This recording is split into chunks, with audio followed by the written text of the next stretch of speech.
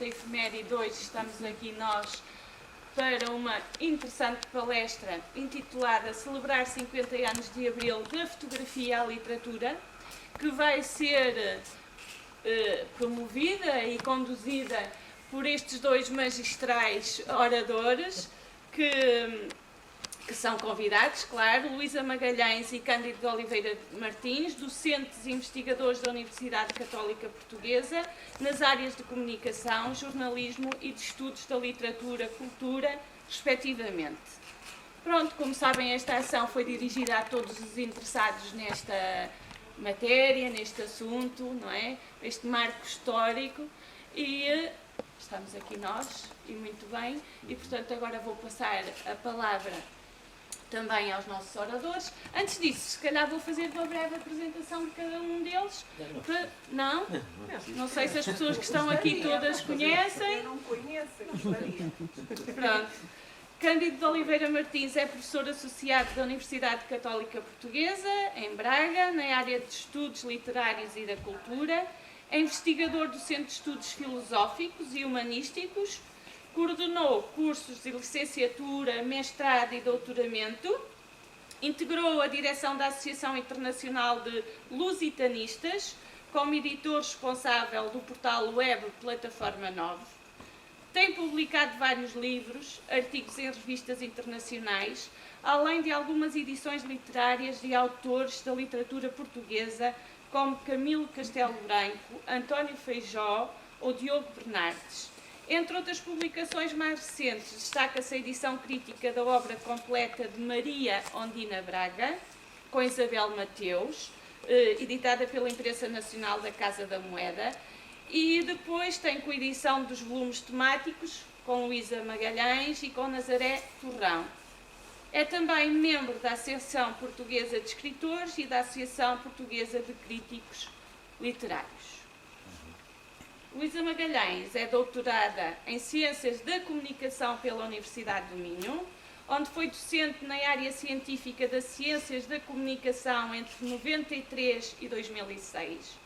Exerce atualmente funções docentes na Universidade Católica Portuguesa, onde chegou em 2007, lecionando a licenciatura em Ciências da Comunicação da Faculdade de Filosofia e Ciências Sociais.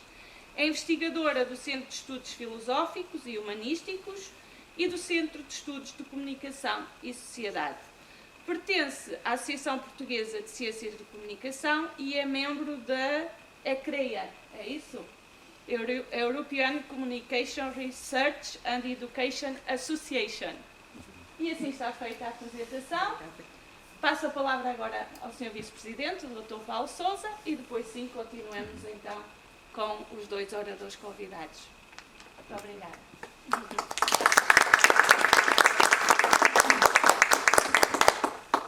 Muito bom dia a todos.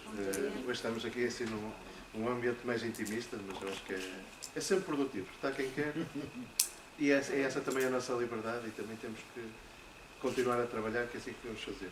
Quero saudar a Sra. Professora Doutora Luísa Magalhães, o Professor Doutor José Cândido de Oliveira Martins. Quero saudar também os nossos técnicos da biblioteca, a Professora Doutora Ana Carneiro, e pronto, agradecer a todos os presentes, dizer que esta é mais uma ação dentro de um conjunto mais alargado de atividades que organizamos de evocação dos 50 anos do 25 de Abril, desde a música, do teatro, das tertúlias. Houve aqui um conjunto alargado de ações e que tentaram abarcar os vários tipos de público, desde as crianças de pré-escolar e primeiro ciclo até aos adultos e séniores. E por isso é que, na verdade, temos uma sociedade que se calhar olha para isto de duas formas diferentes. O antes, quem viveu a realidade antes e sente o 25 de Abril de alguma forma, quem nasceu depois, se calhar sente o 25 de outra forma. E nós às vezes só damos pelas coisas quando as sentimos na pele. E depois isso tem um efeito muito diferente em termos de percepção da realidade. E a verdade é que durante 30 anos também não se estudava isto de uma forma científica, do ponto de vista histórico, e é importante também este trabalho agora de sensibilização, de formação, de capacitação, de explicar à sociedade a importância da liberdade e de vivermos num Estado democrático que, por mais imperfeição que tenha, é na verdade aquele que melhor nos pode conduzir enquanto Estado social e enquanto um Estado livre que nos permite dar oportunidades para todos, em que a educação deve ser um elevador social para fomentar a igualdade na nossa comunidade. E hoje temos cada vez mais, e essa é uma aposta do município, a aposta na educação, porque entendemos que é a melhor forma de dar igualdade também, oportunidades aos nossos jovens. E se nós não apostarmos na educação, certamente que os resultados não são iguais para todos. Uns com mais capacidade económica vão ter acesso a determinadas oportunidades que outros não têm. E, na verdade, eu acho que a educação é verdadeiramente o melhor elevador social e é também hoje, por tudo aquilo que representa, o estado puro de um fruto também dessa liberdade, porque antigamente também, se calhar, estava condicionada para muita gente. E por isso é que também, hoje, vivemos esta data com este distanciamento, mas é importante também sensibilizar o nosso país, a nossa população, para os valores do 25 de Abril, e porque hoje vivemos num mundo globalizado em que vivemos também uma deturpação sobre o olhar do mundo, em que somos muitas vezes encandeados por tudo aquilo que nós vemos nas redes sociais e na televisão, e muitas vezes a verdadeira realidade não é a percepção que nós temos no dia a dia, isto é uma pequena espuma do dia a dia, daquilo que nos querem mostrar. E é importante nós capacitarmos os nossos jovens também para terem uma outra visão crítica sobre as fontes de informação, para procurarem boas fontes de informação, para verdadeiramente se documentarem e terem mais senso crítico sobre aquilo que leem e que se documentam para terem opinião. Porque hoje em dia a literacia é uma questão fundamental e a literacia digital é uma questão fundamental para o bem-estar das nossas comunidades e para a afirmação dos nossos jovens no mercado de trabalho, na sua vida pessoal, porque sem termos esta visão mais autocrítica sobre aquilo que consumimos enquanto consumidores de informação, na verdade muitas vezes temos visões deturpadas da sociedade. E há muita manipulação de informação global e às vezes não temos essa percepção real nas nossas casas. E nós, na verdade, também há outros... também dentro desta globalização é importante também sensibilizarmos a nossa população para deturpações sociais que acabam por acontecer a nível global, que depois localmente vão ter efeitos. E nós temos num contexto internacional que não se afigura fácil para estas gerações mais novas e que, do ponto de vista geopolítico, há muitas formas de guerra que não passam naturalmente só pelas armas. A guerra de informação é hoje, a guerra digital, eletrónica, de ataques, de spam, de atacar servidores em qualquer lado do mundo. E isto também tem efeitos nas economias, tem efeitos na nossa população. Há pessoas que investem, muitos estados que investem muitos milhões, como se viu, por exemplo, na questão dos Estados Unidos, nas últimas eleições, e hoje a questão do jornalismo é uma questão essencial também para termos uma sociedade mais transparente e mais clara, e é algo que também devemos valorizar. Por outro lado, depois do 25 de Abril, também há aqui muitas facetas que nós podemos ver os efeitos do 25 de Abril, e como certamente esta sessão também irá falar um pouco da poesia, das artes, porque houve aqui muita mudança e muita alteração, fruto dessa liberdade e que antes era condicionada, e se calhar ela existia, claro que existia, mas de uma outra forma muito mais subtil, e só poucos que apanhavam muitas vezes essa mensagem. E esse filtro, esse crivo, também limitou muito a liberdade a muitas pessoas. Quero agradecer a presença de todos. A liberdade depende de todos e o que o município tem que fazer é criar oportunidades e criar estes pontos de contacto para todos terem acesso a estes momentos e a estas condições. Pois acho que as pessoas partilham livremente e frequentam com essa naturalidade, que é assim que deve ser. Porque sabemos que há 20 ou 30 anos, se calhar, as comemorações de 25 de Abril eram muito mais tenues do que são hoje. E esta é a verdade, a percepção que eu tenho é essa. E eu acho que hoje a nossa sociedade também valoriza muito esta data e valorizou, como se vai valorizar agora, provavelmente o 25 de novembro. São momentos importantes da afirmação da nossa história, mas é importante também explicar o porquê e não termos aqui um cunho ideológico por trás das coisas. Devemos é sermos realistas e factuais sobre aquilo que acontece. A história deve ser assim e não deve ser vista ou revista de uma forma ideológica. Deve haver transparência em tudo isto para que as pessoas estejam verdadeiramente informadas. Pelo menos este é o meu entendimento. Quero também dar aqui uma palavra de agradecimento ao Sem-Fio por se ter associado a esta iniciativa e reconhecer como formação. Por isso, obrigado, Sr. Professor. Olha, e uma boa sessão e tudo bom também. É um gosto estar aqui em Ponte Lima para esta sessão e compreendo perfeitamente que estas comemorações que se têm feito possam criar um efeito de saturação. Há muitas coisas a decorrer e, portanto, as pessoas fazem escolhas, é normal. Eu e a minha colega Luísa Magalhães já estivemos em alguns espaços, em escolas ou em bibliotecas e com boa adesão das pessoas. O interesse varia. Ontem, quando a doutora Ana Carneiro me ligou para perguntar alguns pormenores desta sessão, eu não lhe disse, mas disse agora, estava na Suíça, em Zurique, e tinha estado antes em duas cidades da Polónia, em Cracóvia e em Varsóvia, onde se fizeram evocações muito sentidas do 25 de Abril. O mesmo tem acontecido noutros países, aqui na Galiza, no Brasil, em França, que é um exemplo para nós. Depois desta pequena nota pessoal, aliás, na Polónia, essas cerimónias tiveram a dignidade da presença do nosso embaixador de Portugal, que esteve com muita gente, com umas centenas de pessoas, enfim, a falar-nos de Portugal e deste momento marcante. Uma pequena nota pessoal, eu sou natural aqui de Ponte Lima, conheço algumas das pessoas presentes e recordo-me daquela célebre pergunta do escritor Batista Bastos, que alguns se lembram, que o Hermano José imitava com muita graça. Onde é que estava no 25 de Abril, não é? Eu estava aqui na escola primária de São João da Ribeira, a terminar a escola primária quando aconteceu o 25 de Abril. Nasci em 65, portanto estava mesmo na parte final e lembro-me bastante bem do que aconteceu então. Sou professor de literatura e gostava só de responder uma pergunta muito básica. Qual é o papel dos escritores e da literatura no antes do 25 de Abril, depois no momento da Revolução, e como é que eles reagiram no pós-Revolução? Para que é que serve a literatura? Aparentemente,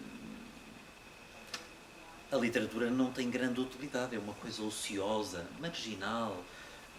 Eu, claro, vou defender uma ideia um bocadinho contrária. Os escritores, claro, quem fez a Revolução foram os militares, os capitães, portanto, militares até de patente modesta, que tomaram essa iniciativa corajosa, mas esse golpe iniciado por militares teve uma adesão popular, transformando-se em revolução, e nesse movimento que começou, na sua preparação muito antes, os escritores tiveram o seu contributo, e era só sobre isso que gostava de lhes falar. Se isto funcionar... Sério? Tem que apontar provavelmente para o portátil. Se calhar tem um erro assim. Eu queria evitar o palanque. Se calhar pode pôr o computador cá em baixo. Sim. Esperemos que funcione.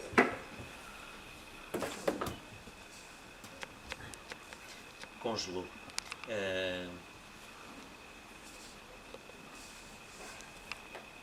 Esperar que, sobretudo para mais novos, para os presentes que estão aqui, que já têm anos de experiência, isso não é necessário, mas para os mais novos a celebração do 25 de Abril deveria ser uma lição de história e de memória, porque só apreciamos o que temos quando se sabe de onde vimos.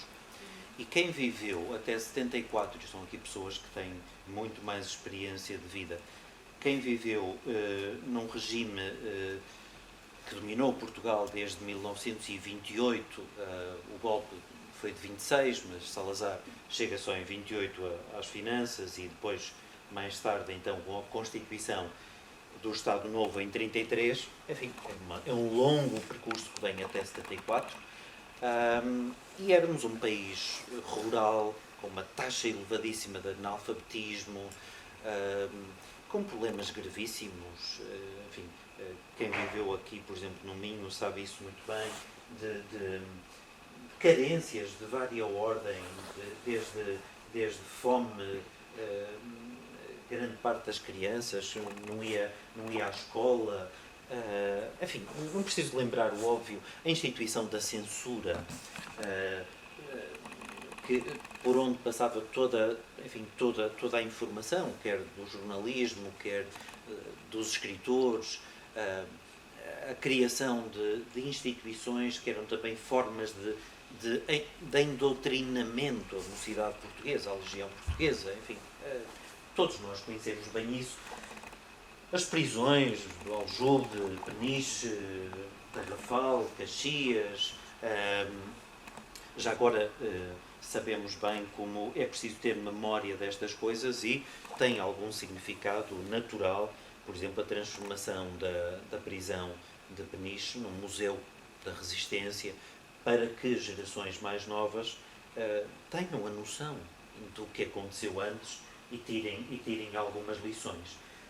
A atuação da propaganda do regime, não devemos ter a ingenuidade, todos os regimes criam a sua propaganda, todos, à direita ou à esquerda, todos têm formas, mas os regimes ditatoriais têm formas muito ativas de propaganda e, no caso, o Estado Novo mostrou-se muito eficiente na promoção de uma certa narrativa e, com isso, até alterando a história em favor dessa imagem que se queria transmitir de Portugal e dos portugueses, etc. Outro traço desse regime do Estado Novo, como sabemos bem, e vai terminar o 25 de Abril, de uma forma precipitada, a manutenção do Império Colonial. Como sabemos bem, a narrativa do Estado Novo dizia-nos durante muito tempo que Portugal era um país que se estendia do Minho até Timor e, portanto, os vastos territórios da África eram províncias ultramarinas, com tudo o que isso significou, e em 61, a partir de 61 em Angola, começa 13 anos de uma penosa guerra colonial dentro desse espírito de manutenção do Império, a todo custo, contra todas as observações da ONU, enfim. O Dr. Salazar, nós vivemos em Braga, o Dr. Salazar em 36 vai a Braga fazer um discurso na varanda do Praça Conda Agrolongo, Campo da Vinha, ao fundo tem aquele edifício do Popolo, e ele fez um discurso, estavam, enfim, os militares em parada, milhares de pessoas, um discurso a celebrar a Revolução de 26 e a dizer que vamos no caminho certo, e é aí, em Braga, que ele enuncia as grandes certezas do regime. Os grandes pilares, Deus, pátria, família, autoridade, foram pronunciados em Braga. Faz sentido que tenha sido em Braga. Trazia o discurso. Nós encontramos toda esta informação na internet e, portanto, não é preciso lembrar o óbvio. Sabemos como também depois a máquina de propaganda vai aproveitar uma série de instrumentos para mostrar como Portugal era um país predestinado, abençoado por Deus, um país com uma missão, etc. Não vou entrar dentro dessa retórica própria de um regime nacionalista, autoritário, a própria existência de manuais escolares, do livro único, guardo ainda em casa, livros de português ou de história, que terminavam as últimas páginas, por exemplo, o livro de história, do livro único, tem a glorificação expressa do Dr. Salazar e como ele é o Messias, salvador da pátria, que a pátria estava afundada e tal. Enfim, pois não esperamos, enfim, ter num livro de história a glorificação de quem nos governa no presente, mas o livro dizia justamente isso. Enfim, não preciso lembrar o óbvio. E depois a atuação da censura que tanto exigiu de quem trabalhava na área do jornalismo, da cultura e da literatura. Simplificando muito, como sabem, a censura era confiada predominantemente a militares reformados, alguns deles, mas não só. E os escritores faziam um esforço notável por escrever durante décadas, evitando referências expressas, críticas muito explícitas e, portanto, tinham que usar uma linguagem indireta, metafórica e muitas vezes, com mais ignorância ou menos, os censores deixavam passar algumas dessas coisas. Noutros casos, muitos escritores mostraram uma coragem que ainda hoje é digna de louvor quando fizeram publicações clandestinas, E, portanto, a ideia que quero deixar muito vincada é de que muitos escritores, muitos poetas ajudaram também, à sua maneira, a fazer uma oposição continuada, democrática, ao regime do Estado Novo. Alguns deles sofreram na pele, na sua vida pessoal e familiar, as consequências dessa coragem. Tivemos escritores que viram as suas casas invadidas a qualquer hora do dia ou da noite e foram levados para prisões, foram interrogados, num caso ou noutro, mais do que isso, estiveram presos. Há escritores e intelectuais que tiveram de se exilar. Eu e a minha colega, desculpem dar assim um exemplo banal, ou qualquer um dos professores que aqui está, se a PIDE soubesse que nós tínhamos ideias críticas do regime, não tínhamos emprego na função pública. Ponto final. Uma coisa tão básica como isso. Portanto, tivemos professores, investigadores, estou-me a lembrar de Jorge de Sena e tantos outros, que tiveram que emigrar, tiveram de se exilar para ganhar a vida. Jorge de Sena esteve no Brasil, depois mais tarde nos Estados Unidos, e sabia que se pusesse o pé em Portugal, em Lisboa, era preso quando chegasse, quando pusesse o pé em território nacional. Mas podíamos dar imensos exemplos. E isso acho que mostra bem, eu vou ver se isto ainda funciona, isso mostra bem a dignidade com que escritores, que são, enfim, que são a última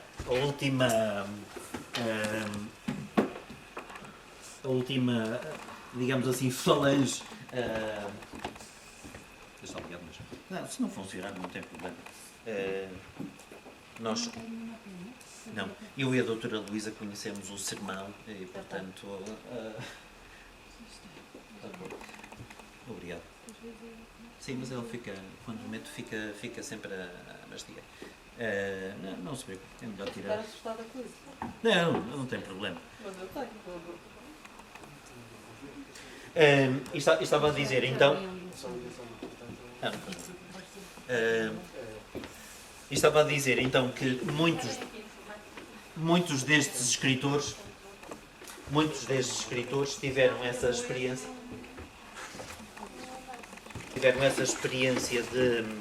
de coragem em escrever muitas coisas sob a forma de poesia, de narrativa, enfim, se quiser usar o outro... E há muitos exemplos. Deixem-me dar-vos assim alguns exemplos muito básicos dessa oposição feita a partir da escrita. É como se, é uma imagem que todos nós conhecemos, é como se a literatura, a poesia, a palavra escrita fosse, nesses anos, uma arma, literalmente uma arma ao serviço de uma causa. Estes homens de cultura, escritores, acreditavam que estavam a cumprir o seu papel. A cumprir um papel ativo, cada um cumpria dentro da área em que se encontrava. E os escritores só tinham uma arma, a pena. E, portanto, com isso mostraram, com enorme dignidade, essa função. Dando assim exemplos rápidos.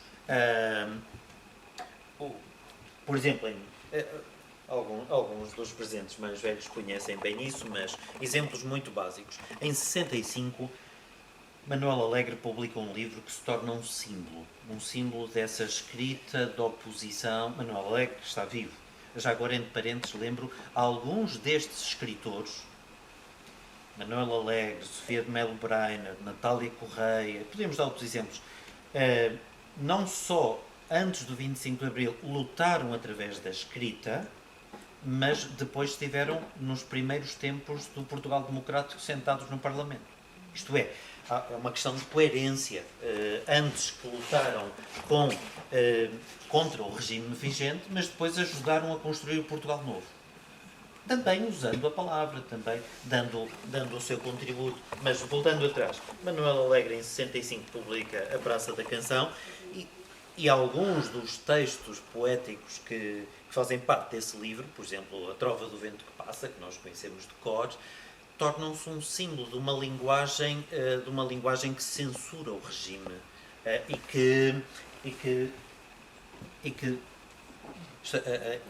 as tecnologias nem sempre funcionam. Mas não faz mal, deixa lá.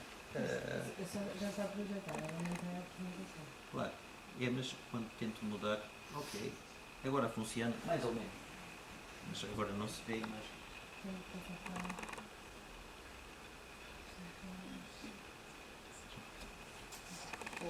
Ok.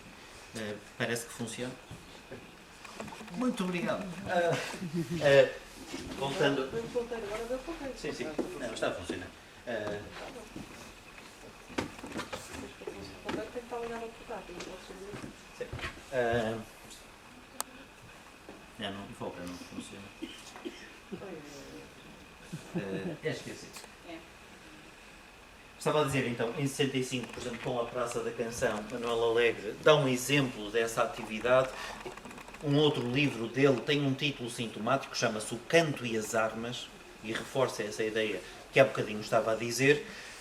Mas, por exemplo, por estes anos, sei lá, para dar outros exemplos, Natália Correia publica uma antologia da poesia erótica e satírica, e tem problemas com a PIDE, o livro é aprisionado, enfim, são exemplos de pessoas que através da escrita têm esta coragem de contrariar o regime. Já agora, a título de outro exemplo, um escritor português chamado Leontino Vieira, que vive daqui perto, recebeu um prémio literário pela Sociedade Portuguesa de Escritores. O que é que faz o regime? Considera Leontino Vieira um terrorista, um escritor português que se vendeu, aos independentistas de Angola, critica duramente os professores que fizeram parte desse júri do prémio literário e manda destruir a Sociedade Portuguesa de Escritores.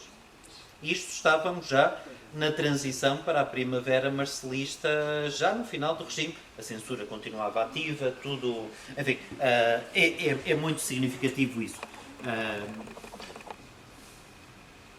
Quando eu recordo há bocadinho dizia-lhes que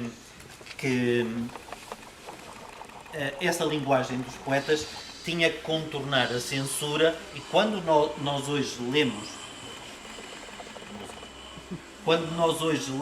poemas como a Trova do Vento que Passa, nós sentimos com muita facilidade esse esforço de Manuel Alegre. Recordo só versos muito breves.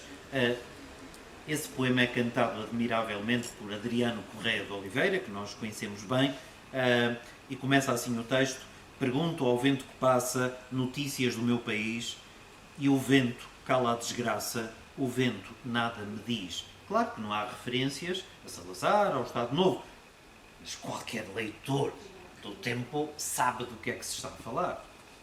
Pergunto aos rios que levam tanto sonho à flor das águas, e os rios não me sossegam, levam sonhos, deixam mágoas. Levam sonhos, deixam mágoas. Ai, rios do meu país, minha pátria à flor das águas, para onde vais? Ninguém me diz. Se o verde trevo desfolhas, pede notícias e diz ao trevo de 4 folhas que morro por meu país. E depois o poema continua, como sabemos bem. E, portanto, os escritores, os intelectuais, foram fazendo ao longo de décadas uma oposição dentro das suas possibilidades ao regime, com todas as consequências que já referi. Já agora recordo que nos anos 60, em final dos anos 60, tivemos a célebre greve dos estudantes universitários, em que o Alberto Martins, numa célebre reunião em Coimbra, pede a palavra, e isso foi alguma coisa perturbador para o regime. E já agora, não quero ferir sensibilidades de ninguém, mas temos que ser rigorosos com a história. Os partidos que nós hoje temos no sistema democrático português, a generalidade deles não existia, não é? Foram criações da transição para a democracia. Mas há um partido que existiu durante décadas e fez uma oposição continuada. E por isso deve merecer-nos, enquanto cidadãos, o nosso respeito. E foi o Partido Comunista Português. Durante décadas foi o partido que, na clandestinidade, existindo formalmente, teve esse papel. E isso deve merecer o nosso apoio. São muitos os exemplos de escritores. Eu queria só lembrar aqui alguns escritores que tiveram esse papel de oposição, papel crítico, homens e mulheres. José Gomes Ferreira, José Cardoso Pires, Manuel Alegre, que já referi, Natália Correia, as Três Marias, a Maria Teresa Horta, a Maria Velho da Costa, a Maria Teresa Horta é a única que está viva, as outras faleceram, que publicaram também, já na Primavera Marcelista, um célebre livro intitulado As Novas Cartas Portuguesas. Sabe, um dos presentes. As Novas Cartas Portuguesas são um livro muito ousado para o tempo, pela temática que apresenta. Resultado, foram incomodadas pela polícia política, foram levadas a tribunal plenário. Porquê? Porque tiveram a coragem de tocar em temas que não se devia tocar. Nem vou entrar em detalhes, mas Jorge Sena, Sofia de Melo Braina, José Saramago, etc, etc. Só para dar exemplos assim muito básicos. Alguns desses escritores escreveram textos que nós hoje podemos ler com muito prazer, que tiveram um papel muito importante. Só para dar um exemplo. Cardoso Pires escreveu uma sátira do Dr. Salazar, não aparece o nome em lado nenhum, mas chama-se Dinossauro Excelentíssimo. Qualquer leitor do tempo sabia de que é que se estava a falar, a censura não é?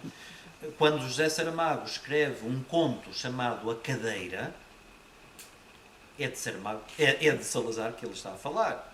Não há nenhuma referência, mas para meio entendedor, meia palavra basta, não é? E, portanto, durante estes tempos houve desculpem a linguagem coloquial, um jogo do rato e do gato, quer dizer, a censura tentava controlar. Enfim, depois também, no final da ditadura, alguns elementos da censura sabia-se que eram próximos, nem vou entrar por aí, do general Spínola, e, portanto, a censura não era um bloco assim tão homogéneo. Enfim, tem muito que se lhe diga. Para quem se lembra das imagens do 25 de Abril e da abertura das prisões, por exemplo, Peniche ou outras, nesse momento em que todos os presos políticos saem, entre esses presos políticos também se contavam pessoas da área da cultura. Não é? Eram alguns, o grande crime que tinham feito era ter escrito alguma coisa que incomodou o regime. Se a literatura fosse alguma coisa inútil, ociosa, não levava ninguém para a prisão. É porque os escritores incomodam muita gente. Não é? Porque senão, qualquer ditadura, seja de direita ou de esquerda, convive muito mal com a independência dos escritores. O próprio Miguel Torga, por exemplo, outro nome maior da nossa literatura contemporânea, tem essa coragem de, em vários dos seus textos, nomeadamente até no diário, de escrever, por exemplo, imaginem, um poema à liberdade, que é uma espécie de prece, de oração, fazendo quase uma paráfrase da oração católica do Pai Nosso. O poema diz assim, liberdade que estás no céu, rezava o Padre Nosso que sabia, a pedir-te humildemente o pão nosso de cada dia, mas a tua bondade omnipotente... Acho que isso não funciona. Okay. O poema de Miguel Torga, esqueci. O essencial, eu vou dizendo, todo o poema de Miguel Torga, liberdade que estais na terra, e a minha voz crescia de emoção, mas um silêncio triste sepultava a fé que ressumava de oração. Todo o poema é, de facto, esta continuada invocação da liberdade que não existia. E, portanto, às vezes a censura deixava passar estas referências assim muito idealizadas à liberdade, mas tinham um significado muito importante para quem vivia em Portugal nesta altura. Não esqueça, não vai funcionar. E, portanto, eu fui citando Natália Correia, Manuel Alegre, As Três Marias. As Três Marias, o livro tem prosa e tem poesia, um livro híbrido, mas ainda hoje é um clássico dessa literatura, da oposição ao regime.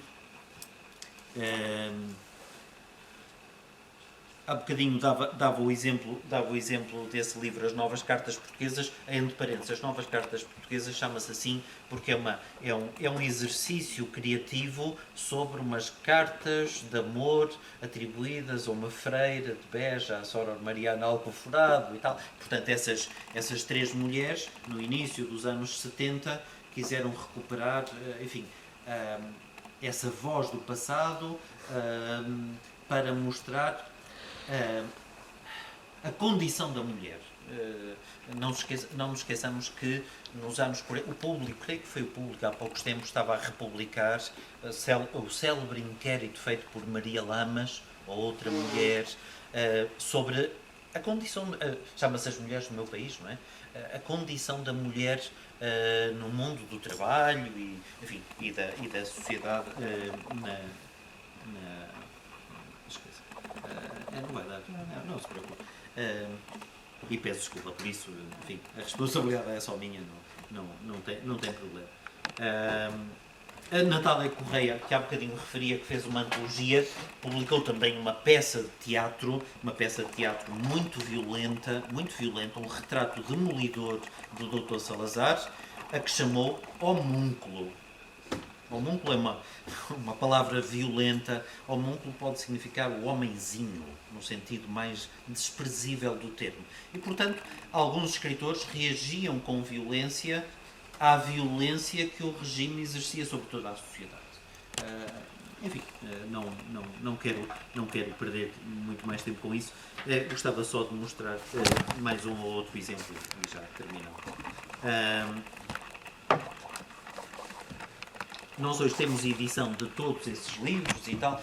Uma outra ideia que gostava de deixar aqui presente, e isso não é novidade para ninguém, é que ao longo de décadas, sobretudo nos anos 60, 70, nós assistimos a uma forte tradição de aquilo que se chama música de intervenção.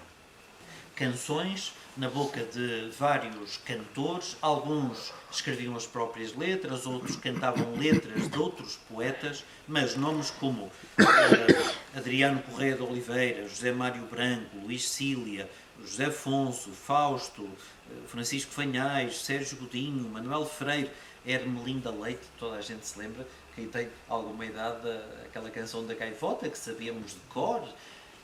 Estes e muitos outros nomes de cantores ou de cantoras, mais homens até, que cantavam letras politicamente motivadas, passavam na rádio, passavam clandestinamente, exerceram um certo papel de sensibilização muito importante. Ninguém hoje discute a importância que esses cantores e poetas também tiveram, através da palavra e da música, para fazer uma espécie de pedagogia cívica, de crítica ao regime e, de algum modo, de preparação daquilo que vai acontecer. Não deixa de ser significativo, e desculpem dar o exemplo que todos nós sabemos, que as duas senhas do 25 de Abril tenham sido com música e poesia. E, portanto, devemos ser um país raro no mundo, não nos esqueçamos que somos considerados um país de poetas. E, portanto, um país que até faz uma revolução com poesia. E as duas senhas, depois do adeus, cantado pela voz do Paulo de Carvalho, e à 00:20 passa a Grândola, na Renascença. Já agora, só por curiosidade, quem introduz... portanto, a Grândola foi escolhida como senha pelo MFA para os militares saírem dos quartéis, como Santarém, e marcharem sobre Lisboa, e, portanto, é com poesia. Aliás, o jornalista que apresenta a Grândola e que depois acrescenta, por sua voz, outros poemas, merece também a nossa homenagem. Chama-se Carlos Albino e é nada mais, nada menos que marido da escritora Lídia Jorge. A Lídia Jorge tem assento no Conselho de Estado também. E a música, como sabemos, enfim, do Zeca Afonso. É muito significativo que um país de poetas, enfim, usa a senha ou duas senhas para os militares saírem dos quartéis e para marcharem sobre Lisboa com poesia e música. Já agora, entre parênteses, esta marcha teve os seus elementos curiosos e o motorista que conduzia Salgueiro Maio à frente de uma coluna perante um semáforo vermelho parou. Que é uma coisa que só em Portugal. Parou, enfim, iam fazer uma revolução, mas respeitavam os sinais de trânsito. É uma coisa extraordinária.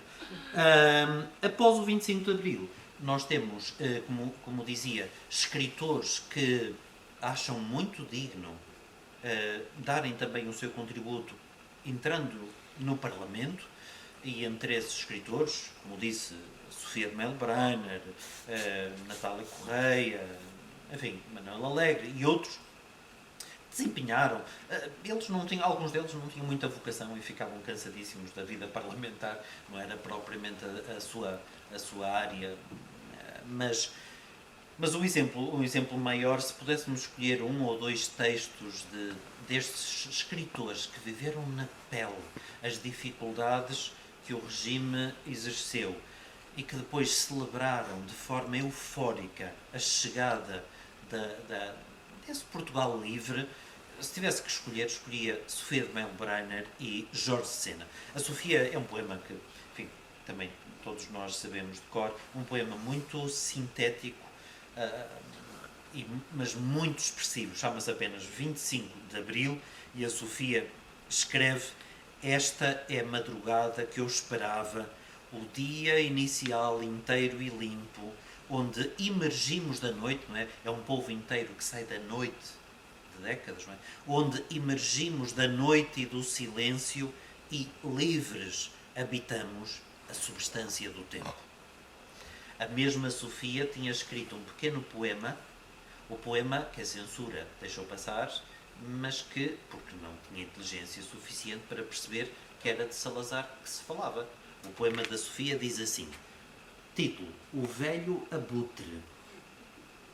E o poema diz: o velho abutre é sábio e alisa as suas penas, a podridão lhe agrava e seus discursos... a podridão lhe agrada e seus discursos têm o condom de tornar as almas mais pequenas. É de Salazar que está a falar, mas a censura não chegava lá, como era de esperar. Jorge Sena, como disse, é alguém que tem de fugir para o estrangeiro, era um opositor declarado ao regime, trabalha no Brasil, em mais do que uma universidade, depois nos Estados Unidos, é um investigador e um professor conceituadíssimo, ainda hoje, escreveu também literatura, escreveu poesia, e logo após o 25 de Abril escreve um brevíssimo poema que diz assim: Cor da Liberdade. Ele estava já no final da sua vida. Ele vem a morrer em 78 e já tinha problemas graves de saúde e escreveu assim nesse poema: não hei de morrer sem saber qual a cor da liberdade. Eu não posso senão ser desta terra em que nasci. Isto é muito sintomático de um homem que foi obrigado a viver grande parte da sua vida fora de Portugal, mas sentiu o apelo das raízes. Eu não posso senão ser desta terra em que nasci. Embora ao mundo pertença e sempre a verdade vença, qual será ser livre aqui? Não hei de morrer sem saber. Parece, enfim, uma confissão de amor a Portugal, sobretudo a esse Portugal novo. Ainda está viva, como disse, Maria Teresa Horta, já com uma idade avançada, essa escritora que foi coautora das novas cartas portuguesas, e ela própria, ao longo dos anos, já no governo marcelista, ela própria escreveu uma poesia, por exemplo, tocando algumas temáticas da condição da mulher, do corpo da mulher, da sexualidade, que eram totalmente fora do expectável. E ainda hoje podemos ouvir o testemunho desta mulher, que é um testemunho notável, em luta com a condição a que estava votada. Eu não referi no início, mas sabemos bem que durante o Estado Novo não havia direitos básicos, como o de associação. As pessoas, 3 ou 4 pessoas, não se podiam reunir para discutir, e a mulher estava condicionada as mulheres estavam condicionadas por uma série de limitações, como ter de autorização do marido para se fazer uma viagem, ou enfim, nem vou entrar por aí. Eu tinha aqui uma imagem para mostrar, uma imagem do poeta Nuno Judice, um poeta que acabou de falecer. É uma imagem muito bonita porque no 25 de Abril ele tem 20 e tal anos e está com um cartaz empunhado que diz: a poesia está na rua. Portanto, é o homem que sai a uma manifestação e que na prática está a fazer um elogio à importância que a literatura, a cultura em geral, mas a literatura e a poesia tiveram nesse longo processo de consciencialização. Enfim, é para mim muito significativo. E, portanto, o slogan é: a poesia está na rua. Há uma grande pintora portuguesa, Helena Vieira da Silva, que na altura compôs 2 cartazes que nós hoje encontramos na internet. Se pusermos Helena Vieira da Silva, 25 de Abril, e são 2 cartazes muito curiosos que têm em comum uma rua, tem colorações diferentes, mas tem uma rua e o povo que sai. O MFA, através da editora, como é que se chamava? Emissores associados. Os comunicados diziam para as pessoas não saírem à rua, para terem cuidado. O povo desobedeceu e veio para a rua, naturalmente. E, portanto, a Vieira da Silva, o que imortaliza nesses cartazes são ruas cheias de gente e nos 2 cartazes coloca o tal slogan: a poesia está na rua. Escreve mesmo no cartaz. Num desses cartazes, ela compôs 2, num desses cartazes o poeta Mário Cesarini escreveu por cima: sempre esteve, ou esteve sempre. E o Mário Cesarini tinha razão, porque até parece que a Vieira da Silva está a passar a mensagem de que a poesia só chegou à rua com o 25 de Abril. O Cesarini observa com sentido de justiça: não, esteve sempre. Esteve sempre na rua de forma clandestina, de forma subliminar, indireta, mas esteve sempre. E acho uma forma muito inteligente de o fazer. Nós podemos fazer um balanço crítico muito rápido e é fácil encontrarmos hoje alguns destes escritores vivos ou outros mais novos a falar num certo desencanto da Revolução. E isso às vezes pode surpreender alguma pessoa mais desatenta, porque então alguém que agora está a dizer que o 25 de Abril não se cumpriu. Enfim, eu simplifico muito, mas quando se faz um balanço crítico dessa natureza é para dizer que uma revolução tem sempre um conjunto de ideais generosos e qualquer revolução nunca se cumpre na totalidade. Nós desejamos sempre atingir o cumprimento, a concretização desses ideais, mas é natural que isso não se alcance. Um pequeno livro que se publicou nestes últimos meses intitula-se mesmo Revolução Inacabada. É da Fundação Francisco Manuel dos Santos. Ora, nós o que devemos ter é um pensamento mais sensato e ter uma grata memória de quem ajudou a fazer essa mudança e depois de sermos herdeiros dignos dessa memória e ajudarmos a revitalizar constantemente a democracia que vivemos. Todos queremos para os nossos filhos, para os nossos netos, a continuação de um Portugal democrático, porque não vemos outra solução. Não é a solução dos movimentos ou partidos extremistas que vai trazer um Portugal melhor. Certamente. Não é? E muito menos slogans ou políticas que falam da limpeza. A limpeza falava o partido nazi nos anos 30. Não é? É preciso ter memória e conhecer a história. Enfim. Em todo caso, há escritores e há poetas que não deixam de escrever alguns poemas já no pós-25 de Abril. Por exemplo, Rui Belo, que já faleceu, o poema, eu não vou ler, mas o poema chama-se Desencanto dos Dias. Estes homens de cultura, de literatura, sonharam com Portugal, não se esqueçam dos 3Ds, não é? Democracia, descolonização, desenvolvimento. Claro que se fez a descolonização possível ou apressada, a democracia está a vigorar, talvez o desenvolvimento económico não seja aquele que esperávamos. E os escritores têm esse sentido crítico e, portanto, não surpreende que Rui Belo tenha escrito isso ou que Luís Filipe Castro Mendes, antigo nosso Ministro da Cultura, aliás, visitou cá Ponte Lima, num dos dias de Ponte Lima. O Luís Filipe Castro Mendes escreve um poema que se chama Os Derrotados de Abril. Claro que ele é um defensor desse Portugal novo, só que os escritores sonham utopicamente um outro Portugal. E, portanto, não me surpreende nada. Há uma escritora, que não sei se algum dos presentes leu, estes são grandes poetas, mas há uma escritora atual, contemporânea, muito provocatória, muito irónica, chama-se Adília Lopes. E a Adília Lopes, a da altura, escreve um poema, já estamos em democracia, ela é uma escritora atual, está viva, escreve um poema dedicado, título, Doutor Salazar. E escreve assim: era proibido conviver, era proibido viver, era proibido ser feliz. Só se podia poupar. Nós percebemos o que ela vai dizendo. Só se podia poupar e gastar mal gasto.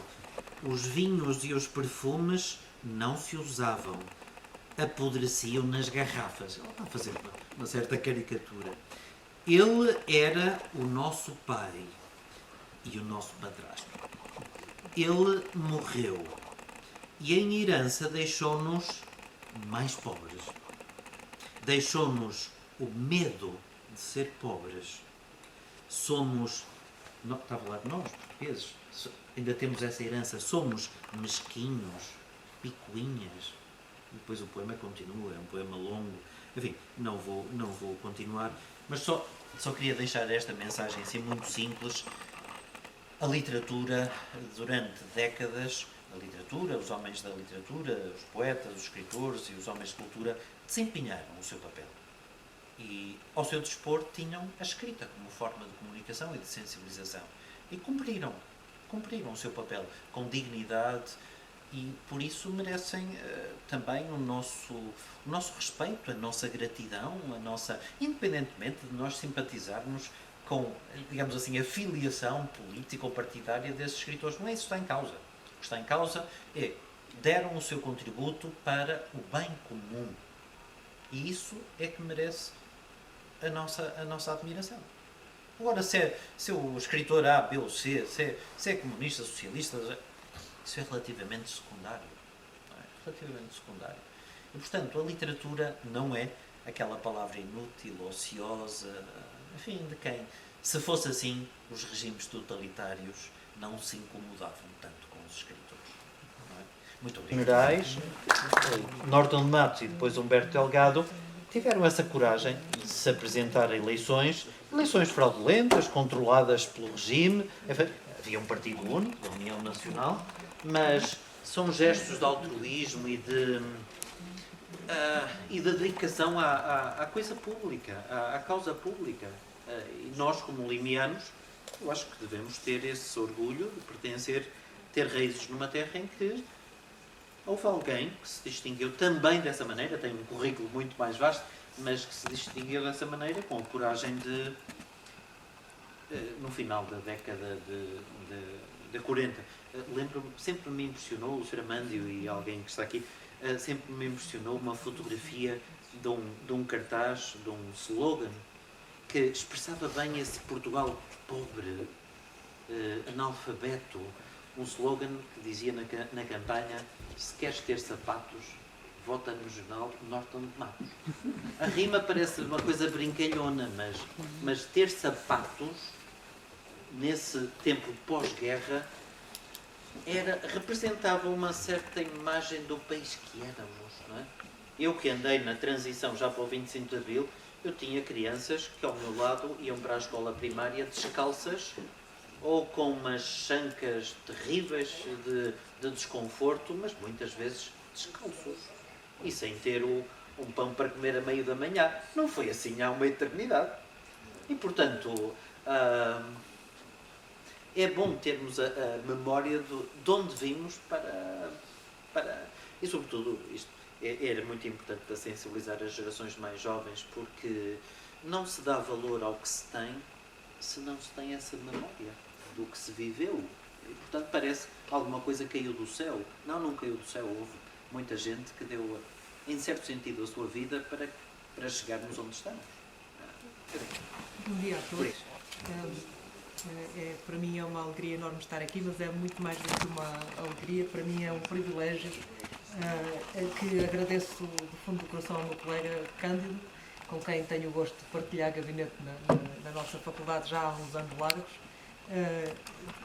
Agradecer o convite para participar com ele nestas palestras, neste trabalho, de reviver o 25 de Abril, de fazer memória e de falar sobre este momento importantíssimo da nossa história e importantíssimo das nossas vidas pessoais. Éramos pequenos, eu sou mais velha um bocadinho que o Cândido, mas era pequena, não é mesmo? Mas lembro-me bem do 25 de Abril, do dia 25 de Abril e das consequências que o 25 de Abril trouxe em minha casa, em nossa casa. Sou neta de um médico antifascista que esteve preso e por isso é que tenho estes materiais que estão aqui, que eram, alguns deles estão ainda assinados, outros têm dedicatórias, outros estão escritos. Há ali um manifesto que tem escrito pela mão dele, ainda confidencial, que são coisas que escaparam à PIDE. Ele esteve preso, a casa era grande, tinha uns falsos na parede, tinha 3 falsos na parede. A PIDE nos descobriu e por isso é que temos ainda algumas coisas em casa. A arma foi embora, uma série de livros foram embora, uma série de panfletos foram embora, mas ainda temos algumas coisas, temos um espólio que é, na minha opinião, para mim, pelo menos para mim, é valiosíssimo. Eu trouxe aqui algumas coisas que depois podem ver entretanto. O desafio do Cândido, celebrar os 50 anos de Abril de jornalismo à poesia, toca-me, a mim toca-me profundamente e pessoalmente. Primeiro porque tenho este passado, esta herança, que é para mim importantíssima, e depois porque acabei por dedicar parte do meu trabalho académico, da minha vida académica, aos estudos de comunicação e, portanto, a parte do jornalismo, fotografia, propaganda, publicidade e agora, ultimamente, comunicação estratégica, para mim são pontos importantes de trabalho e faz todo sentido trazer à colação os materiais do jornalismo para falar do 25 de Abril. O que trago é um trabalho dividido em 3 blocos. O primeiro bloco tem a ver claramente com o jornalismo, trata da democratização da República, ontem e hoje, desafios e constrangimentos. E começa com a evocação de uma sessão de propaganda oposicionista realizada em Braga no dia 31 de outubro de 1961. Isto são documentos que eu recuperei, digitalizei, selecionei a partir do espólio do meu avô, que foi a pessoa que na altura, em 1961, presidiu a sessão no Teatro Circo. E com todos os constrangimentos, estávamos em plena campanha eleitoral, havia ordem de dispersão e de fecho do Teatro Circo à meia-noite e a condução desta sessão foi perigosíssima, havia pitos por todo lado e no meio da assistência, o Teatro Circo cabem cerca de 3.000 pessoas e estava cheio, não é? Há imensas fotografias da época que foram depois recuperadas e duplicadas, não é? E o que eu trago, eu não sei se conseguem ler, mas o que eu trago aqui é parte do discurso de abertura desta sessão, que diz que começa com um endereço assim descarado: senhores governantes, depois remata assim, ouçam, senhores governantes, aqui estamos para amar, sofrer e morrer se tanto for preciso, conscientes das nossas obrigações, mas ciosos dos nossos direitos de homens livres. E estamos aqui a apresentar um programa da oposição democrática e estamos aqui a apresentar uma possibilidade de mudança de regime. Isto em 1961. Foi muitíssimo bravo, foi muitíssimo corajoso. Eu trouxe deste programa para a democratização da República, que está publicado no Diário de Lisboa, que é lembram-se do Expresso, quando o Expresso era grande, o Diário de Lisboa era assim uma coisa um bocadinho maior que o Expresso antigo. E então são 8 páginas para o programa para a democratização da República, são 8 páginas assim deste jornal, que eu ainda não consegui digitalizar porque ainda não sei onde é que vou arranjar uma máquina que me apanhe o jornal inteiro. Então tirei bocadinhos, não é? Os pontos de discussão para a democratização da República, que estão no jornal, que estão detalhados no jornal, são estes 13 que estão aqui. A ordem democrática, a liquidação da organização corporativa, reforma da administração local, liberdade religiosa, política ultramarina, justiça, ensino, cultura e informação, ordem económica, trabalho e previdência, saúde pública, habitação, defesa nacional e política externa. É claro que não tenho maneira nenhuma de vos trazer um excerto de cada um destes 13 pontos, porque eles são enormes. Isto dava uma discussão para um livro, não dava para fazer só uma palestra. Então selecionei 3 pontos que a nós, professores, nos dizem imenso e que eu assumi que, considerando que estamos a trabalhar em autarquias, para o sistema autárquico também são pontos importantes. Escolhi ensino, cultura e informação, saúde pública e habitação. E a outra razão por que escolhi os 3 temas foi porque tanto em 1961 como em 2024 continuam a ser os grandes pontos de discussão para a ativação de qualquer política e, portanto, são pontos de guia para qualquer governo. E nós temos sentido isto em Portugal com bastante premência. Ensino, cultura e educação, está ali o excerto do jornal, não é? Os 3 dos pontos, porque eles são 15, 3 dos pontos para democratizar, com todas as letras, para democratizar o sistema educativo. O ponto 3 termina com esta declaração que é permanente, que eu entendo que se mantém e que tem uma atualidade enorme. Toda a pessoa tem direito à educação. A educação deve ser gratuita, pelo menos no ensino elementar. O ensino elementar é obrigatório, o ensino teórico e profissional deve ser generalizado, o acesso aos estudos superiores deve ser aberto em plena igualdade em função do mérito de cada um. Isto é quase, no momento, em 1961, nós não podemos esquecer, tínhamos 4 universidades neste país. E neste momento temos as que temos, não é? Temos a massificação objetiva marcada e temos o apelo ao mérito, sempre, para selecionar as entradas. Claro que entra toda a gente, mais que fossem mais entravam, há espaço para todos, cada vez há mais cursos, mas são grandes vitórias de Abril, na verdade são grandes vitórias de Abril, almejadas há muitos anos, nenhum de nós éramos nascidos em 71, mas almejadas há muitos anos e com uma grande objetividade. Os pontos seguintes deste manifesto dizem exatamente em que pontos e onde é que o ensino elementar, secundário e universitário precisam de ter apoio, precisam de ser dignificados. Inclusivamente, no ponto do ensino universitário, o apoio à investigação científica é um dos pontos que já em 1961 estava na ordem do dia para as pessoas que escreveram este manifesto. As imagens têm a nossa escola primária, que nós tínhamos, não é? Eu, por acaso, nós já não tínhamos o Salazar, mas tínhamos Marcelo Caetano e tínhamos o Américo Tomás, e no meio o crucifixo. Isto é exatamente a imagem da minha escola primária, que era uma escola pequenininha atrás da igreja. Eu acho que tivemos os dois o mesmo livro, não é? Tivemos o primeiro livro, a primeira classe e a terceira era a mesma, da segunda já não era, mas era a mesma coisa. E eu trouxe uma página do livro da primeira classe que ensina a ler com o L, porque eu me chamo Luísa, só por isso. Não podia ter pegado noutra página qualquer, mas fiquei sempre muito ofendida porque se aprendia o L a dizer Viva Salazar. Não é? Por isso que eu escolhi esta página curiosa. O ponto seguinte que eu também escolhi é saúde pública. Temos todos mais ou menos a noção de que a saúde pública em Portugal, apesar da grande vantagem de termos um Sistema Nacional de Saúde, trazido com o Dr. Albino Aroso em 77, é uma vantagem fenomenal. Ainda hoje, a nível europeu, Portugal, tendo um Serviço Nacional de Saúde, se destaca em relação a outros países onde ele não existe, nem pouco mais ou menos. Mas, entretanto, os democratas oposicionistas que lançaram o programa para a democratização da República dizem imediatamente que o direito à saúde se inscreve no quadro dos direitos fundamentais dos cidadãos e depois dizem que é necessária a defesa da saúde pública e, além disso, a reforma a empreender no domínio da saúde pública deve assentar num plano escalonado ao longo dos períodos plurianuais a determinar. Eu já disse, sou neta de um médico antifascista que nunca pôde ser funcionário público antes do 25 de Abril.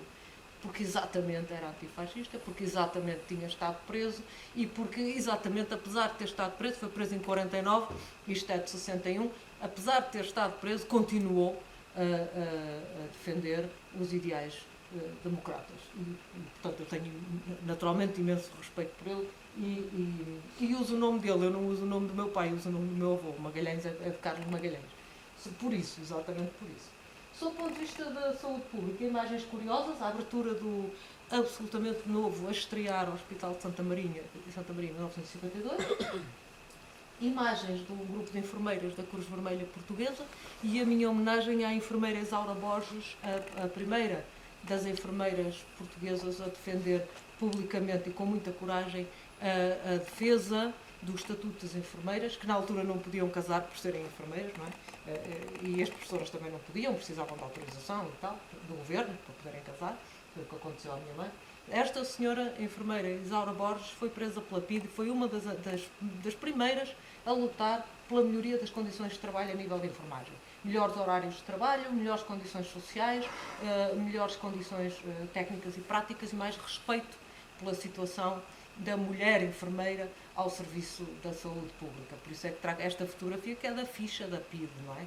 Como sabem, estas fichas também são de má memória, mas são reconhecidas. O terceiro ponto que eu trago daquele programa é o da habitação. Continua na ordem do dia, está completamente atualizado. Parte-se da afirmação de princípio que o problema da habitação tem de ser compreendido no quadro geral de uma política que vive o desenvolvimento económico nacional.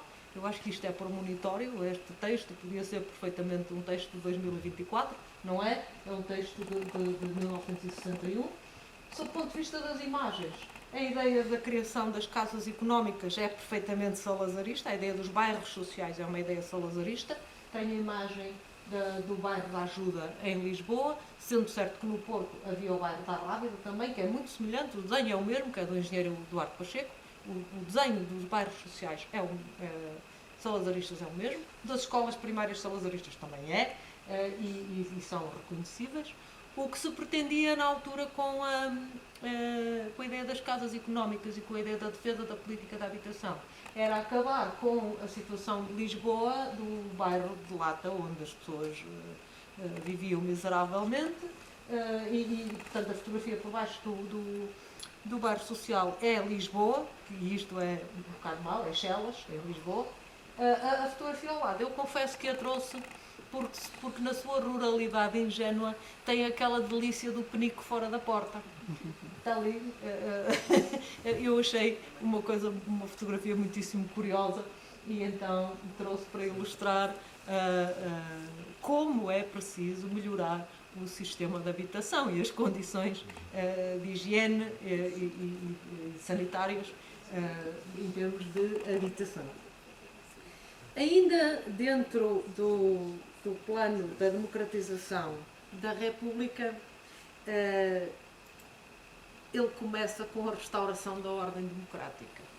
E a restauração da ordem democrática começa com a instalação da liberdade de expressão, com a abolição de qualquer sistema censório. Sabemos que tínhamos instalado, a partir de 1933, o Secretariado da Propaganda Nacional, chamado assim pomposamente para justificar a censura prévia, que depois Marcelo Caetano alterou, mas só alterou o nome, passou a ser exame prévio em vez de censura prévia, portanto a história é exatamente a mesma. Trago a ideia curiosa de Salazar, que, por muito que me custe, continua a ser bastante atual, porque ele diz que politicamente só existe aquilo que o público sabe que existe. Isto traz uma responsabilidade brutal aos jornalistas. Traz uma responsabilidade brutal à forma como se ensinam os nossos alunos, os nossos filhos, a ler as notícias, a ver o que vem nos jornais, a ver o que está nos telejornais. Nós temos uns telejornais, uns sistemas noticiosos transformados em zonas de comentário. Neste momento temos muito mais comentário do que notícias. E se quisermos notícias sobre Portugal, Às vezes encontramos mais notícias na Sky News, ou na CNN americana, ou na Euronews, do que propriamente nos nossos canais generalistas portugueses. O que é triste, porque temos muito mais comentário e depois o comentário transforma-se em notícia e depois o comentário é absorvido, às vezes é deturpado e é pena, porque o grande trabalho da literacia que o Sr. Dr. Paulo de Sousa tão bem referenciou no início, e a quem agradeço por ter feito isso, o serviço de introdução de literacia não é só literacia digital, é literacia mediática, eu gostava de trocar o nome, não é bem literacia, é mais alfabetização mesmo. É preciso extrair dos comentários a notícia que às vezes está lá, outras vezes não. Há muito trabalho a fazer sob o ponto de vista da educação e o nosso papel, de facto, tem ganho em termos de impacto, não é? Devia ganhar muito mais. O que está ali sobre o exemplo de censura, da parte ridícula da censura, que o Cândido também ilustrou agora mesmo, aquele breve sobre o regresso a Lisboa do general Humberto Delgado tem 2 palavras cortadas. Não se vê ainda, e não se vê, as palavras são extraordinárias manifestações de simpatia que originaram protestos calorosos e diversos incidentes. O corte está nos adjetivos, na qualificação positiva, no enaltecimento da vantagem que representava para o país o regresso do general sem medo, e é isto que está cortado aqui. Mas há muitos mais exemplos de cortes na censura. A alegria com que se carimbava alguma coisa com proibido era uma coisa notória. O famoso lápis azul cortava inclusivamente anedotas e placas. Eu não sei se conseguem ler esta placa aqui, são 2 prisioneiros a falar um com o outro e a dizer assim: epá, ainda bem que estamos aqui por mais 5 anos, que aquilo lá fora está um bocado preto, está um bocado mal, aquilo lá fora está muito mal. Eu acho que qualquer presidiário hoje, se calhar, diz a mesma coisa. Ainda bem que estamos aqui mais um tempo, que aquilo lá fora não é assim tão sério como isso. Era o decreto-lei de má memória, o decreto-lei 83 de 1933, que regulamentava exatamente a censura prévia às publicações gráficas. Está aqui um jornal de Famalicão, dos Encontros de Outono, com uma capa cortada a meio, não é? Metade da capa está está barrada, e um texto que está ali, saiu ontem no Expresso, está ali, e eu digitalizei, porque diz assim: é um livro sobre José Carlos Vasconcelos, e diz assim: de mandar apreender imediatamente.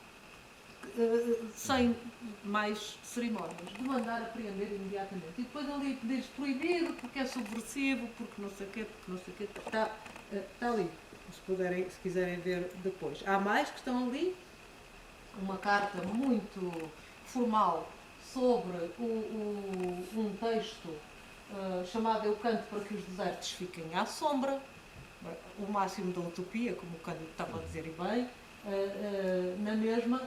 É um livro para proibir, está ali sublinhado pelo censor. É um livro para proibir e, portanto, tira-se ali. O outro, sobre um livro que passei por Braga, do Luís Pacheco, diz assim: é de proibir sem dúvida um livro pornográfico politicamente inconveniente. É de proibir sem dúvida. Dá-me logo vontade de ir procurar este livro, porque ali diz que é urgente comunicar à Direção-Geral de Segurança para apanhar tanto o livro como o autor e portanto... a mim dá-me logo vontade de procurar imediatamente, não é? Enfim, era uma das coisas que era necessário eliminar e que era necessário alterar, abolir a censura.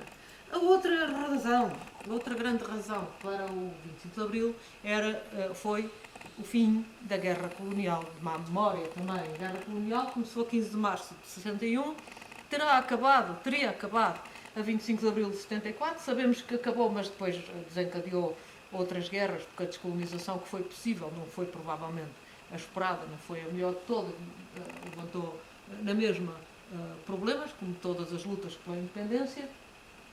Estas imagens que eu escolhi, algumas são publicadas ainda pelo Estado Novo, como é a do Paquete e como é a da coluna militar, as outras não, são mais... saíram à estampa mais recentemente e são imagens proibidas. Aquele helicóptero é um helicóptero do museu e está neste momento, claro que está neste momento fora de serviço, mas é uma peça de museu, é um helicóptero de salvação, de salvamento. E é por isso que eu trouxe para aqui, porque a ideia de que o esforço militar precisava de muito mais apoio do que aquele que teve, também se vê neste tipo de exposições. Para a guerra iam pessoas muito novas. Nós conhecemos, se calhar nós conhecemos todas as pessoas que lá estiveram.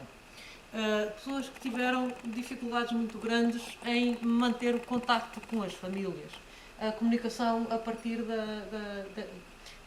não se diz assim, é muito mal falar assim, mas pronto. A partir das províncias ultramarinas a comunicação era muito difícil. Era feita através de uma coisa chamada aerograma.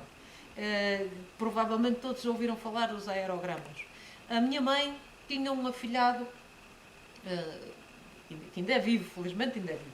Regressou da guerra cheio de problemas de saúde, mas depois emigrou para a França a salto e tal, mas agora já está cá em Portugal outra vez, ainda está vivo. Chamava-se José Carlos Teixeira da Silva. Esse rapaz escrevia à minha mãe religiosamente, porque a minha mãe era a professora primária da altura, a mãe dele não sabia ler, então ele escrevia à madrinha para a madrinha falar com a mãe. E então há um aerograma, que a minha mãe não me deixou trazer, há um aerograma que é dramático, que dá vontade de chorar só de olhar para ele, que é assim: querida madrinha, e depois está todo barrado a preto, até ao fim, e no fim diz assim: desde que muito lhe quer, do seu afilhado que muito lhe quer, José Carlos. E eu até me arrepio, e é o aerograma que está assim guardado. Quer dizer, a devassa da confidencialidade, a impossibilidade de escrever livremente, a dificuldade de trazer as notícias, o problema da comunicação é uma coisa premente, sensível e difícil de acreditar nos dias de hoje. Os nossos jovens alunos provavelmente têm dificuldade em acreditar nesta situação. Tenho ali um exemplo de um aerograma, a notícia que os aerogramas estão disponíveis e o péssimo resultado dos telegramas que só chegavam do governo a anunciar que os filhos tinham morrido. Este é um dos exemplos revoltantes, não é? Revoltantes, não tenho outra palavra. Isto faz-me uma impressão enorme falar disto e pronto, mas não quis deixar de trazer esta memória aqui. Guerra colonial, censura, dificuldades na habitação, na saúde, na educação, trouxeram-nos ao 25 de Abril. Está ali o cartaz que o Cândido queria mostrar, por acaso está aqui o Nuno Júdice com o seu, a poesia está na rua, e também está o primeiro cartaz do 25 de Abril que a Câmara, como muito bem, trouxe para anunciar este nosso trabalho.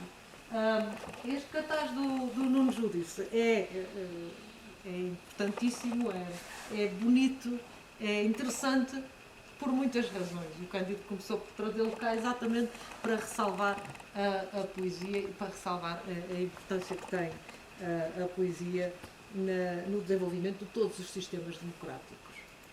Agora, rezando para isto funcionar, eu trago aqui, a partir do YouTube, trago aqui o comunicado das Forças Armadas. Pois, mas não tem, não é? Não dá, não? Vamos ver. Vamos ver. A linha está aberta. Vamos ver se conseguimos. Quem está aqui provavelmente lembra-se de ouvir que o movimento das Forças Armadas iniciou uma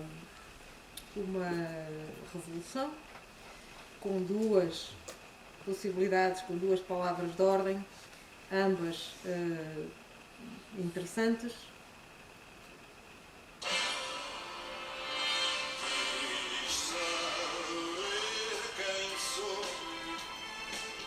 Era eu que tinha esperança de poder mostrar isto.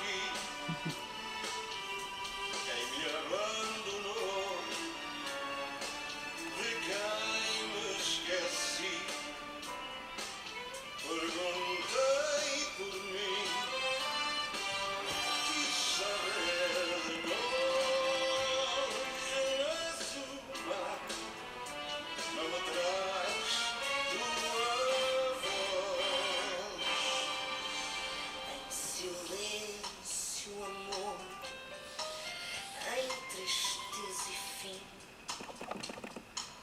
eu te sinto em flor, eu... Sentimos todos, não é? E foi o lançamento da Revolução. Outra coisa que eu trago aqui, que está aqui, é o livro de Mário Mesquita, que o Cândido me ofereceu. Obrigada mais uma vez. Saiu agora mesmo. Mário Mesquita é um grande jornalista, professor do ISCTE em Lisboa. Lançou um trabalho de investigação muito profundo sobre a transformação nos mídias em Portugal a partir do 25 de Abril. Quer a partir da censura, quer depois do 25 de Abril, durante aquele período revolucionário, do processo revolucionário em curso, até à atualidade. Então, ele diz, eu selecionei só 2 linhas, não é? Ouvir a rádio, ver a TV, ler os jornais implicava um penoso esforço crítico cotidiano. E era isto que o Cândido dizia. Muitas das coisas estavam escritas, mas camufladas, tanto na poesia como nos noticiários. E, curiosamente, um dos grandes jornais, que foi um grande espaço de transmissão de notícias camufladas, foi a Bola. A Bola tinha jornalistas antifascistas a trabalhar sistematicamente, e todas as edições da Bola, a partir dos anos 62, 63 até o 25 de Abril, tinham pelo meio das grandes notícias do futebol nacional, notícias políticas. Notícias do ultramar, que quase não apareciam, que não eram comuns, não é? Notícias sobre a guerra e notícias sobre movimentos independentistas nas colónias. Movimentos como o PSGC, como o MPLA, como o Frelimo, saíam pela Bola, o que é, para mim, um dos pontos interessantes para respeitar o futebol português. De facto, todas as pessoas aderem, ainda hoje aderem com muita facilidade às notícias sobre futebol, provavelmente agora as novas gerações, sem saberem, sem terem consciência de que até o futebol era razão para a expressão de liberdade. De facto, os mídias contribuíram para a criação de um novo espaço público democrático. Durante o 25 de Abril, no dia 25 de Abril, por exemplo, a Capital chegou a ter 4 edições. O mesmo jornal com 4 edições. E para mim, em termos de análise de imagem, em termos de comunicação, é extraordinário que um jornal tenha uma primeira página sem cor nenhuma. O tamanho da Capital também era o tamanho grande. Imaginem agora o tamanho das letras garrafais a darem a notícia de que o movimento das Forças Armadas desencadeia uma ação de madrugada. No mesmo dia, na edição das 6 da tarde, a Junta apresenta o programa, coincidindo esta saída da Capital com a notícia que eu teria gostado muito de passar, a notícia lida por Fernando Balsinha no dia 25 de Abril, com a apresentação da Junta de Salvação Nacional, que só chegou à RTP já depois das 5 da tarde, já depois da rendição do Presidente do Conselho, Marcelo Caetano. Outros jornais que ainda existem, felizmente ainda existem, o Jornal de Notícias, o Diário de Notícias, têm uma perspectiva mais discreta, porque não arriscam imediatamente a dar a notícia bruta, séria, da vitória do movimento das Forças Armadas.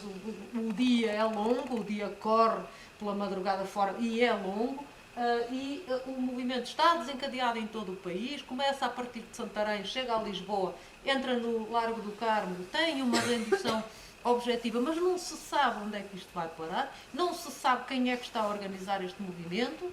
Era, na altura, mais ou menos impensável que meia dúzia de capitães descarados fossem capazes de prender os chefes dos quartéis e depois sair para Lisboa e aí exigir uma rendição do governo. Portanto, estes 2 jornais são bastante mais cuidadosos. Isto no dia 25 de Abril, não é?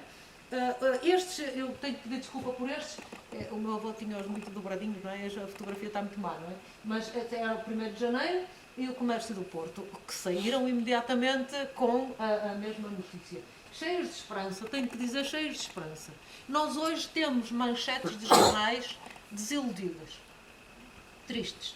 Nós hoje vemos as manchetes dos jornais com um sentimento de dificuldade até, com toda a liberdade da expressão, mas com uma expressão que é magoada. o nosso jornalismo está ferido e apesar de ter liberdade, tem muito menos inspiração. O que é pena, tem uma pena enorme. A imprensa internacional põe Portugal no mapa, está ali, não sou eu que digo, põe Portugal no mapa, o jornal Spínola aparece na Time, aparece o Mário Soares no Paris Match. Estávamos durante um período eleitoral para a presidência da República em França. Portanto, aparece ali o Mário Soares com o Mitterrand, que era na altura candidato à presidência em França. Aparece o Álvaro Cunhal, aparecem os capitães. Do outro lado, temos os jornais portugueses da época, alguns partidários, a parte baixo são os partidários, não é? O Avante, o Poder Popular, o Povo Livre, do PSD, o Partido Socialista também, e na parte de cima os jornais da época, os jornais diários da época. Revistas, esta flama está aqui, a minha mãe tinha as flamas todas, estão aqui duas que são das mais marcadas. O 25 de Abril, virada a página, está ali. É curioso porque é uma revista de grande formato que tem fotografias a cores. Nós, o Cândido e eu, tivemos dificuldade no início porque andávamos à procura de fotografias e saía-nos tudo a preto e branco. Eduardo Gageiro, Alfredo Cunha, José Salgado, são fotógrafos, fotorreportas da época, mas a trabalhar a preto e branco. A Flama é a primeira revista que tem fotografias a cores do 25 de Abril, do dia 25 de Abril. Eu não as reproduzi, mas estão aqui e estão à vossa disposição. A outra é a notícia do 25 de Abril, com o General Spínola também. Esta não tenho esta, mas pronto, é cores e a cor é importante nesta época. Tenho outra coisa, que são duas reproduções mazinhas, desfocadas e tal, mas são das províncias. É a Voz da Guiné e a província de Angola. E desculpem a palavra, mas era mesmo assim que se falava nos países africanos, da expressão portuguesa, portanto, nas ex-colónias, não é?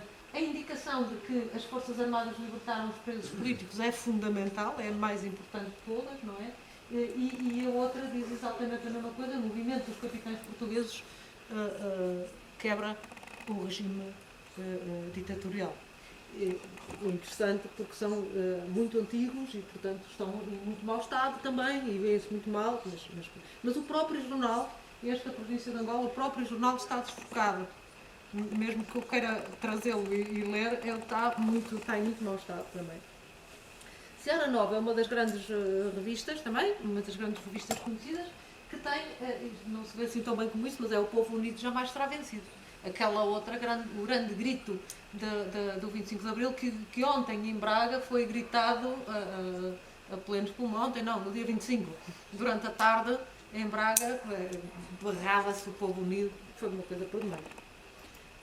Notícias estrangeiras, do Humanité, La Croix, Le Monde. Porquê é que eu trago os franceses? Porque em França nós tínhamos um grupo de imigrantes, uma colónia portuguesa enorme, que ainda hoje persiste, ainda hoje se mantém, portanto a minha homenagem aqui aos nossos imigrantes.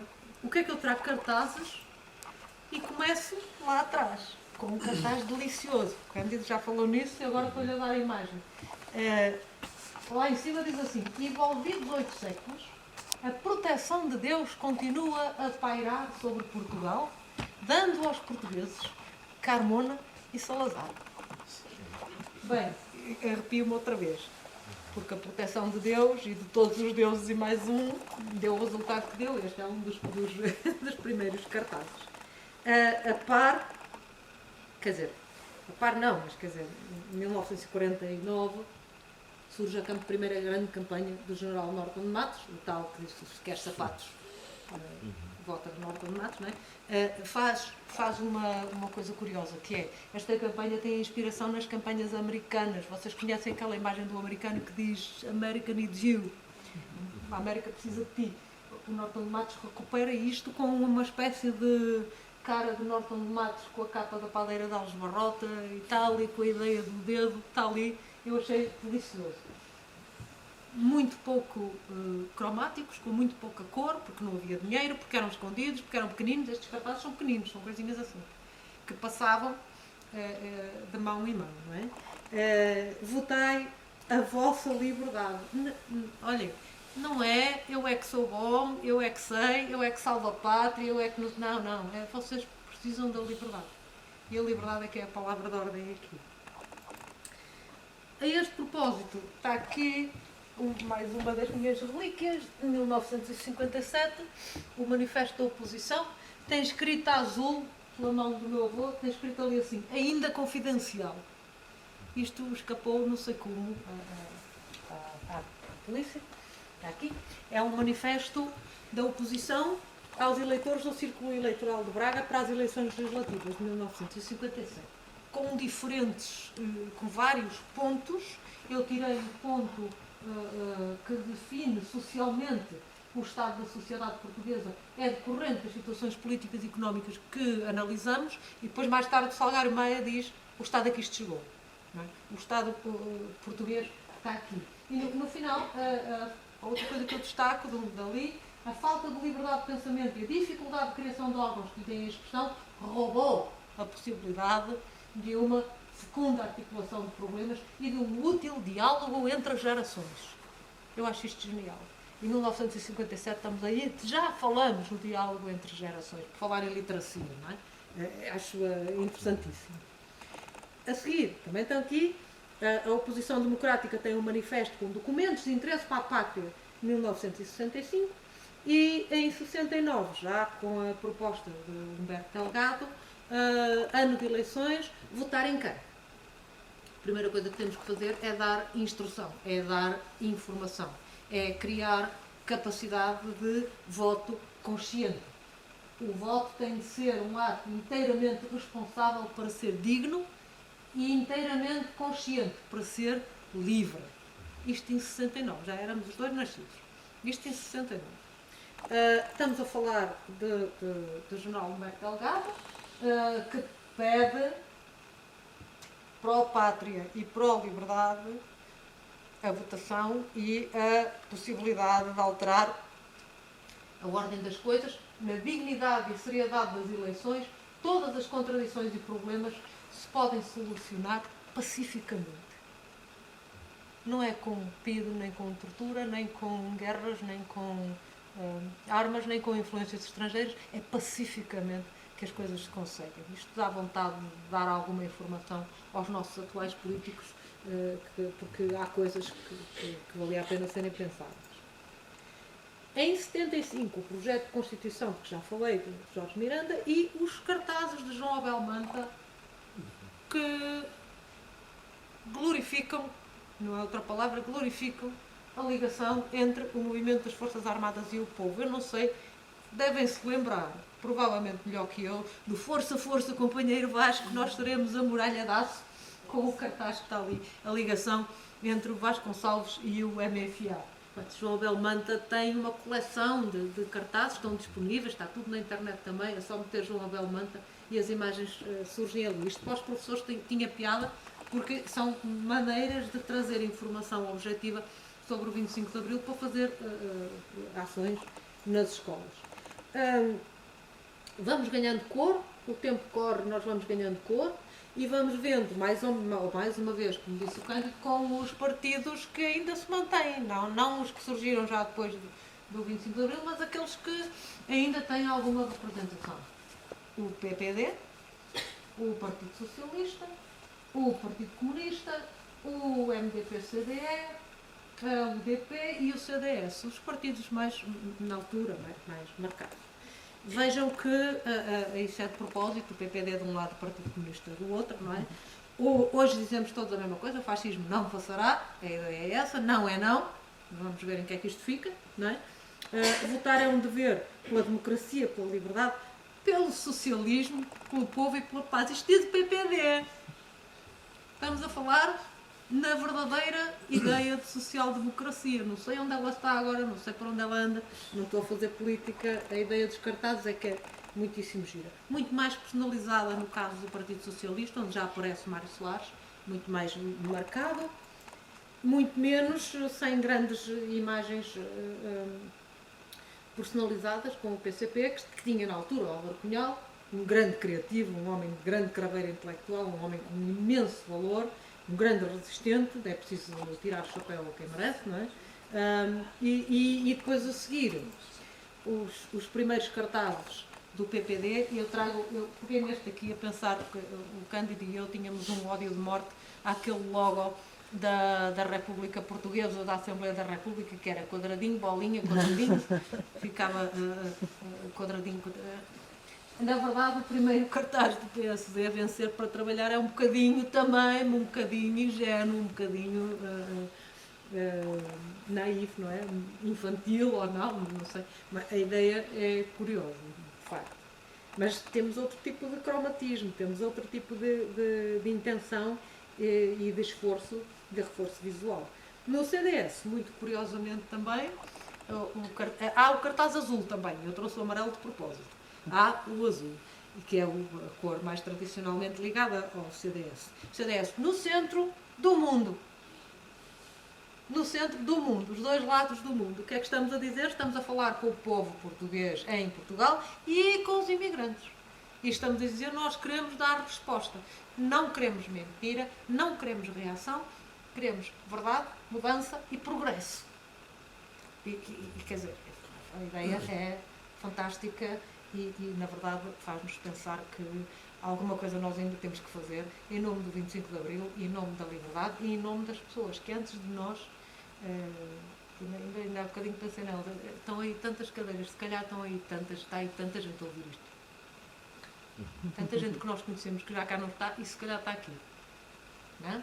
É uma boa esperança para o 25 de Abril. Muito obrigado. Marcelo Caetano, sobre o 25 de Abril, diz esta coisa extraordinária e eu desafio-vos a ler isto à luz de quem temos hoje na Presidência da República, não é?